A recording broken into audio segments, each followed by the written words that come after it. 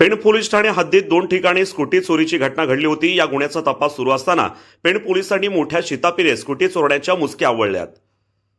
पेण भाजी मंडई येथून लाल रंगाची होंडा ॲक्टिवा क्रमांक MH06 CB 1084 अज्ञात इसमाने चोरून नेल्याची घटना घडली होती। यावेळी फिर्यादी राजाराम धर्मा म्हात्रे राहणार तांबडशेत यांनी पेण पोलीस ठाण्यात तक्रार दिली होती। त्यानंतर पोलीस ठाण्यातील गुन्हे प्रकटीकरण कक्षाने केलेल्या तपासात राजेंद्र नथुराम किलंजे उर्फ बाबू राहणार नागोटणे याला मोठ्या शिताफीने अटक करण्यात आली आहे।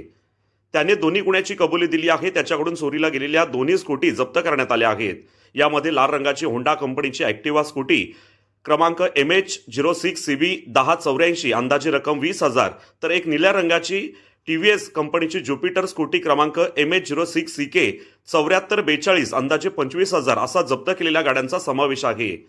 पेण उपविभागीय पोलीस अधिकारी जालिंदर नारकूर, पोलीस निरीक्षक संदीप बागुल यांच्या सूचनेप्रमाणे गुन्हे प्रकटीकरण कक्षातील अधिकारी सहाय्यक पोलीस निरीक्षक निलेश राजपूत, पोलीस उपनिरीक्षक सुनील चव्हाण, सहाय्यक पोलीस उपनिरीक्षक राजेश पाटील, पोलीस हवालदार प्रकाश कोकरे, अजिंक्य म्हात्रे, सचिन वसकोटी, सुशांत भोईर, अमोल म्हात्रे, गोविंद तलवारे, संदीप शिंगाडे यांनी तपास केले। पोलिसांनी केलेल्या उत्तम कामगिरीचे सर्वत्र कौतुक होत आहे।